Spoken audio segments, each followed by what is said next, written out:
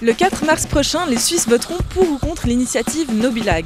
Si elle est adoptée, la redevance destinée à financer la radio et la télévision en Suisse sera supprimée. D'ici 2019, les ménages n'auront plus à payer la facture annuelle qui s'élève à 451 francs et les médias audiovisuels se retrouveraient amputés de 25 à 75% de leur budget. Pour les opposants, cette initiative marquerait la destruction de la production audiovisuelle en Suisse. Les partisans, eux, soutiennent que la SSR pourrait subsister en s'autofinançant grâce à des dons et à des abonnements.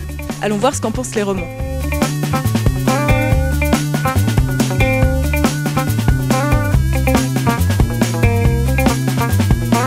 Je suis contre cette initiative. On a une télévision de très bonne qualité en Suisse, on a la RTS, on a beaucoup de radios qui offrent beaucoup de choix. Et tout ça, ça risque de disparaître, ça va enlever du travail. Et il n'y aura plus que les privés, les personnes qui ont de l'argent, qui vont pouvoir nous fournir des chaînes et contrôler les informations qu'on aura, d'un point de vue pas forcément objectif. Pour quelle raison ? Parce que je trouve que ça sert à rien, c'est une redevance télé en fait. Ils nous ponctionnent 400 francs par année pour regarder des conneries à la télé et moi je suis pas fan quoi. Vous regardez jamais la télé ? Non, je pense qu'un abonnement ça suffirait parce que 400 francs par année c'est quand même énorme, pour moi c'est trop quoi.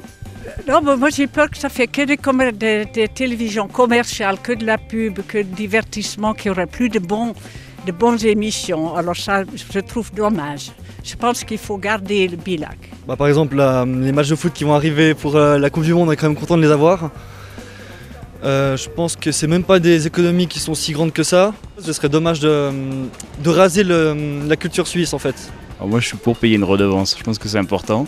Après, voilà, il y a quand même un petit conflit d'intérêt peut-être avec une entreprise apparemment privée qui récolterait les fonds, c'est pas trop où ça va.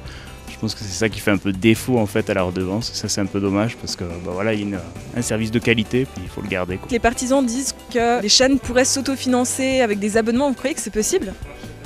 Ouais, peut-être. Ça suffirait pas à mon avis. La plupart des jeunes se contenteraient de ce qu'on trouve sur internet, sur YouTube, et c'est pas forcément des sources fiables, c'est pas des sources contrôlées. Et si on n'a pas cette offre qui nous est disponible, on va pas aller la chercher. C'est ça le problème. À mon avis, il y aurait d'autres moyens de faire de la télé sans passer par cette taxe quoi. Non, je pense pas. Non, je pense pas que les médias publics pourraient survivre. Pas du tout. Pour moi, c'est un service public qui est absolument nécessaire pour une démocratie. Je pense que ça changerait complètement les contenus et j'aurais peur qu'il y ait une mainmise de ceux qui ont de l'argent et qui peuvent payer pour donner leurs idées. Et puis pour moi, c'est une responsabilité d'un État. Je connais aucun État qui n'a plus de radio-télévision publique. C'est affolant. C'est affolant même cette idée.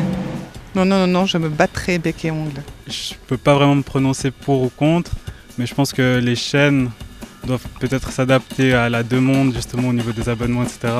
avec l'arrivée de Netflix. Et puis s'ils s'adaptent et ils adaptent leur programme à leurs auditeurs, je pense justement que les gens seront prêts à payer, justement comme un abonnement si on avait plus de choix lorsqu'on regarde la télé, comme on peut le faire par exemple sur internet.